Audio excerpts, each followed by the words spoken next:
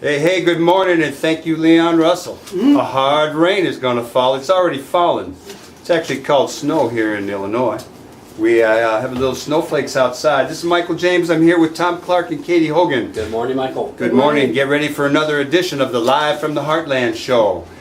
We are here this morning with a number of wonderful guests. We're going to start off a little bit with James Thindwa of the American Federation of Teachers, talking about schools, politics, and a whole lot of other stuff. Then we're going to have Deborah Shore from the Metro Water Reclamation District, and she is one of the best people in the world on water and what's happening with water. And then we got a singing group that's coming on called the Cell Phones, and they're going to rock your boat. So good morning to all of you, and we're glad you're tuning in here on the left end of your dial to the Live from the Heartland show. Hey Michael, glad to have you back. It's good to be here. Travels and walking on your own steam. I'm walking. I got a sore foot though, sore leg. It's working though. It's coming back. So the results continue to sort of dominate our mindset and our airwaves, and people have begun to develop defensive mechanisms to keep them from having heart attacks every other minute with the drip, drip, drip of appointments, of deplorables. I'm going to use the word deplorables now. It's pretty deplorable out there. But All the locally, deplorables are dawdling around these days. no one's going to get that private joke out there, Michael. But that's okay. We got it. I'm here We're with laughing. you guys. As one sign of people trying to figure out how to move on, we've had to change venues for our meeting, our post-election forum with Jan Schakowsky Monday night. Rogers Parkers and others on the northeast side ought to come to Willie White Fieldhouse on Howard, because we have a standing room only house for Jan Schakowsky and a panel of local activists who are going to talk about what the election meant and what we do next. And we're hoping to hear a lot from residents about what issues Network 49, who's sponsoring this forum, should be working on next. Yeah. So we'll talk about that with those of you who show up Monday night. We also have a state senate vote that happened this week to override Bruce Rauner's veto and pass State Bill 250 for automatic voter registration. Yay! Thank you very much, That was a Senate. good one. More democracy. Now we need the House to come along and finish the job. Indeed, indeed. Mr. Speaker, it's your turn. Thank you so much. We also have Lifeline Theater and Rogers Park Provisions Holiday Spirit Stroll, which is December 3rd. Is that December 3rd? Yes, it is. Same day as Loyola, you say it, Polar Palooza. That's it. You guys- Polarpalooza. Oh, Polar Palooza. Polarpalooza. There you go. And that's happening on the 3rd as well.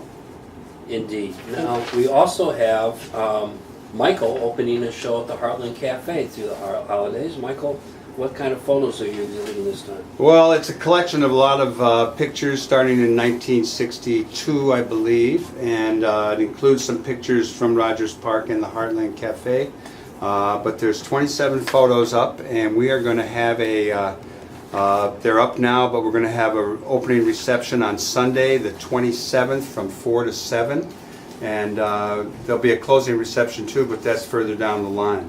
And I really hope you all come out. You're going to enjoy them. They're nicely framed, and there's some new images up. I had a sneak peek. It looks really good, Michael. And, Coming for you, then I'm happy. Well, I hope you sell off a few and buy us all nice Christmas presents. I'm gonna, and they won't be photographs. I'll take it for a change. Okay, so the other thing I wanted to get in here is tomorrow morning at 8 o'clock we meet at the Heartland Cafe for the Heartland Harvest Run. It's a fun run. There used to be a couple hundred people show up. I don't know how many people will show, but we walk to the lake and we have a nice frolicky run over there in the newly cold weather. Mm-hmm. And then we go back to the Heartland, and there's breakfast and stuff with a discount. And you'll have a great time. Come on out, and all you Athletes United for Peace, it's time we get together and make some plans after we run. All So right. be there or Be be square. square and out of shape. Yeah.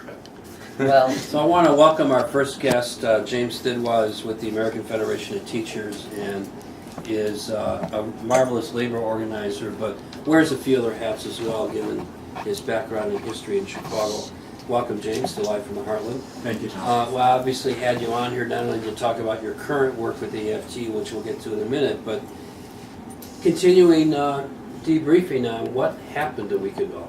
And as someone who has worked so much with organized labor the last 10, 12 years at least, what do you make of an election whose results weren't quite what many of us thought was going to happen? Well, you know, the shock of Tuesday is just is exacerbated when you think about, you know, who Hillary Clinton lost against, right? Losing to Donald Trump is it's not something you want as part of your legacy. But I think that this is just further proof that the Democratic Party has gotten further and further away from the mission, the party's mission to represent workers, to fight for workers, represent marginalized communities, and so forth. I think that, you know, the party has become a corporate party beholden to Wall Street. We're making speeches, making $200,000 a speech, Goldman Sachs, and you know, so the party has, you know, they've opted to take a lot of money from very wealthy people in this country, and that comes at a cost. First and foremost is the fact that you can no longer speak with the aplomb of true believers in the things that you say you believe in, right? Clinton talked about raising the minimum wage, but it was just vague, right? It was vague. She never really said, you know, I want a $15 minimum wage, and to say it every day at every campaign stop to make that a real focus. Right. It was an afterthought, something that was just a checklist she was going through of progressive issues that she would just you know, get past and, you know, talk about some other things. But so there was a real failure to embrace and to put forward a progressive agenda that resonated with workers. But how does that translate to a vote that is for a candidate who says workers are paid too much? Yeah, I think what you also saw in this election are just voters willing to ignore Donald Trump's flaws, right? So they've heard that, and I think Clinton mentioned it a few times.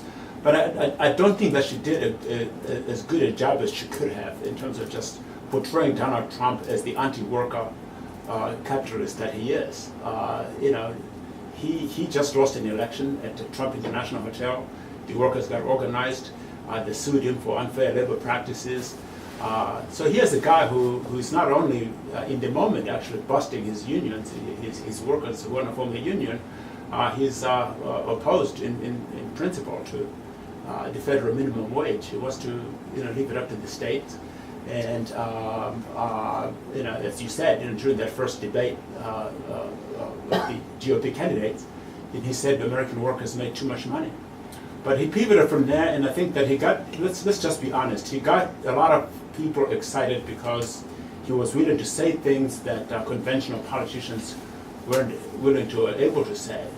Coming out and attacking Mexicans the way he did was a real signal to the alt-right and some other folks, I think, in this moment who are really looking for answers to what's happening to their lives.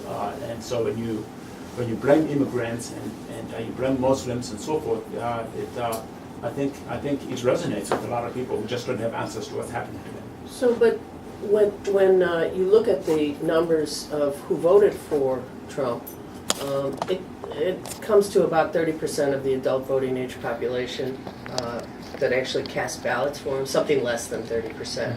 And that's because 50% of our people don't even bother to vote. Right. So one of the issues that we have to get over is how to talk to others about this election right now and going forward. And if folks who were voting for Hillary look at every Trump voter as a racist, for example, will we get anywhere? I mean, that's kind of the discussion that's ongoing. Don't call everybody a bad name yet until you give them a chance, because there was such an anti-Hillary vote thrown in there. And whether or not there will be voter remorse for the ballot cast. I certainly hope not as much, because it'll mean catastrophe for all of us, but On the other hand, people should be knowing right now, this is a whole different ballgame. So, where's my question? I got one. Okay, Michael, throw one in there. Go ahead, throw it in there. Well, you talked about it, whether we brand everybody as a racist or not. Yeah, There thanks. was a piece yesterday I read talking about someone who had experienced the Italian elections and Berlusconi, and basically was saying that the way to approach it is to, for us going forward, to learn from their experience, where you do not just attack people's character and label them, but you go after the issues. And so your take on that? Yeah. No, I think there's something of a straw man, I think, being thrown out there. I really haven't met a single person yet from the left who's saying that all these people are racist. I haven't heard that. Okay, good. I'm hearing a very legitimate concerns about voters who hear a candidate say such vile things, misogyny and racism, attacking Mexicans as rapists, criminals, and drug dealers. And yet those people are deciding that their economic self-interest trumps all that. You might be racist, but you're talking about bringing back my factory. So you're fine by me. I think that's the challenge that we're putting out to voters, to say, racism is serious, sexism is serious. These are serious things, and there are people in this country, millions of people of color who are being marginalized in this moment, who are experiencing a lot of pain. And so we question your decision to set that aside as if it wasn't important. Right. And Excellent. say, Donald Trump is going to open your factory in Indiana. He's going to stop carrier from moving to Mexico and so forth. So I think that there's a segment of the voting population that made that choice, that made that decision. That the guy might be, and they say it too. One guy was quoted in the New York Times saying he might get us all killed, but I'm going to vote for Donald Trump. I'm going to vote for him. I'm going to vote for the guy. But who knows? He might get us all killed. So they were quite aware of the dangers of Donald Trump, but for some reason, they prioritized what they felt was something he was giving them. There was a kind of transactionalism involved here. That the folks in Indiana at that factory saying, as a matter of fact, there was a very, very good article in the New York Times, I thought, that talked about the factory, the carrier factory in Indiana that's, closing down and moving to Mexico. And a lot of the workers were like saying, well, if he can stop this factory from going to Mexico, that would be great, I'll vote for him. But if he can't, if he's not going to do that, I'm going to swing, go back and vote for Democrats again. So there was the good thing about this is I think that it just, I think, suggests people are not ideological. They're not as ideological as I think we like to think. A lot of folks are just, hearing stuff from a candidate and they like this and they like that and they decide to go with it. They're not really rooted in sort of core, ideological principles per se. Very pertinent, right there. Very pertinent in America. Yeah. Not ideological. And the trade-off about the votes also. Yeah. Great point. But I think it's also important. It's important as we sort of think about building coalitions and building, strengthening our social movements to fight back in this moment, to hold each other accountable as well. I think people who voted for Trump need to be held accountable. When these workers say it's NAFTA that's driving them, right? It's these trade deals and I can name a number of Democrats. As a matter of fact, if you look at the Democrats actually are better on trade than Republicans. Mm-hmm. Republicans are just out and out, just pure, free, unfettered trade. Unregulated. Back in 1993, they opposed efforts to even attach side agreements to NAFTA, around environmental rights and labor rights and human rights. Because part of what labor was saying back during that debate was that, if you're going to have this trade agreement, let's make sure that there's some ground rules that everybody's playing, with. The right of workers to organize in all three countries should be, unfettered. We should have basic human rights standards. We should have environmental standards that all three countries, Canada, U.S., and Mexico, abide by, and so forth. And Republicans are very opposed to that. Clinton ended up, signing the side agreements. They don't have the force of law, but at least there was an acknowledgement there that yeah, these were important. James There were Thindwa, important features of the trade deal. But most of these Republicans who are now supporting Trump and decrying NAFTA, they were not part of the resistance to NAFTA. Donald Trump never took an ad in the New York Times to oppose NAFTA. Right, He right. did when to execute the Central 5 boys. He felt passionate enough to take an ad in the New York Times to get those kids executed. If NAFTA was this important to him, he certainly should have been on record as saying something in that moment, Amen. taking an ad in the newspaper or whatever it is. So he was AWOL. A lot of these folks running, going to his rallies were AWOL. We were out in the streets demonstrating every day against NAFTA, CAFTA, and you name it. These are not the crowds that came around to supporting, to join in those protests. So what exactly is, what's the real reason that they're supporting Donald Trump? so what about TPP?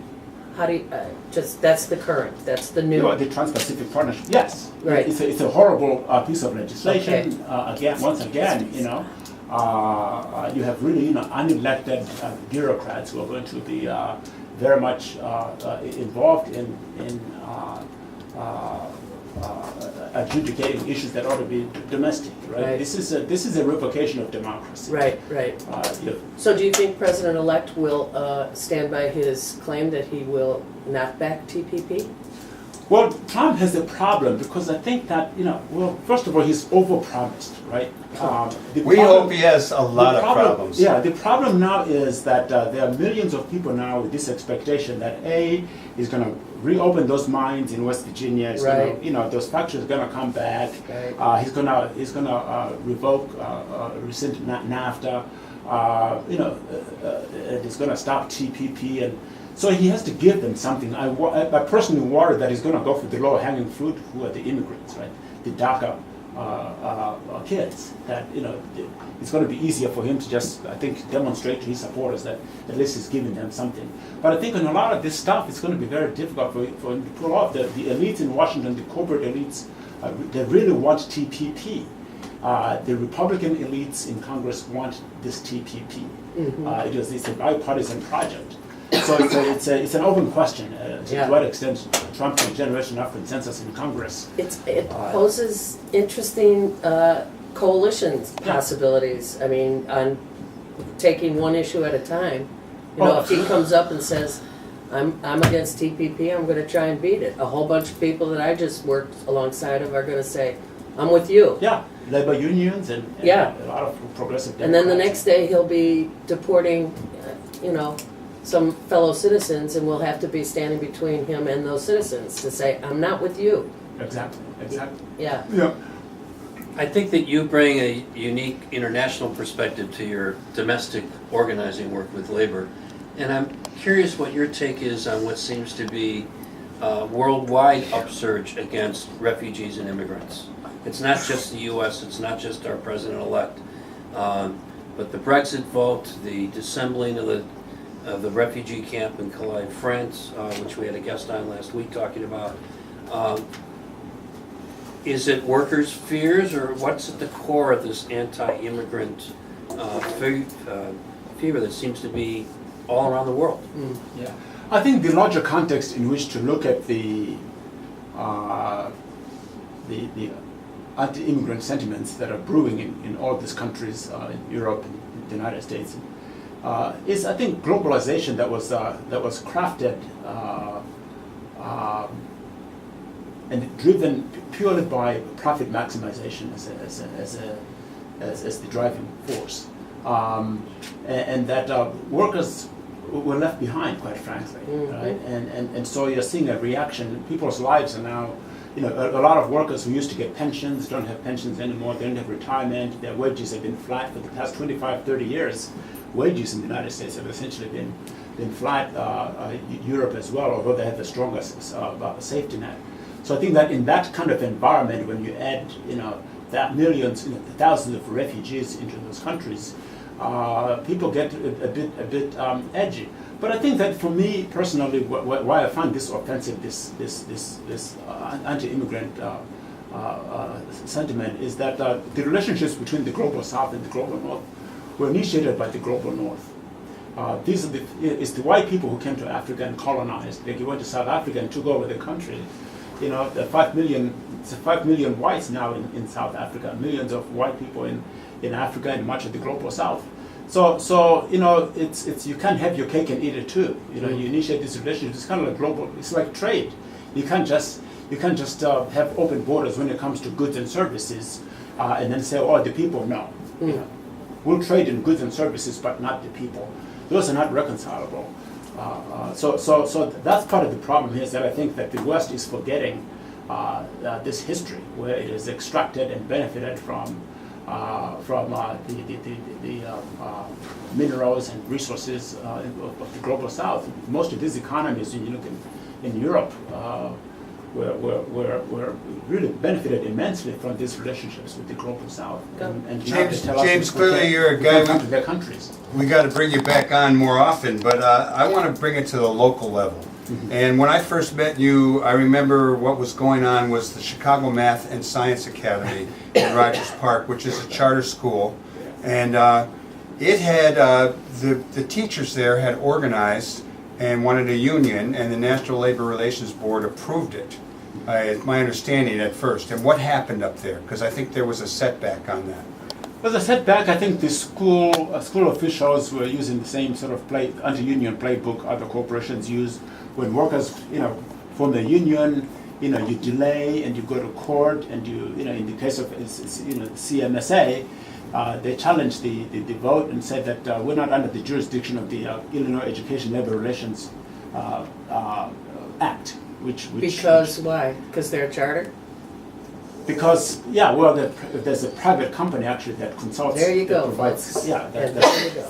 yes, that helps to manage the school.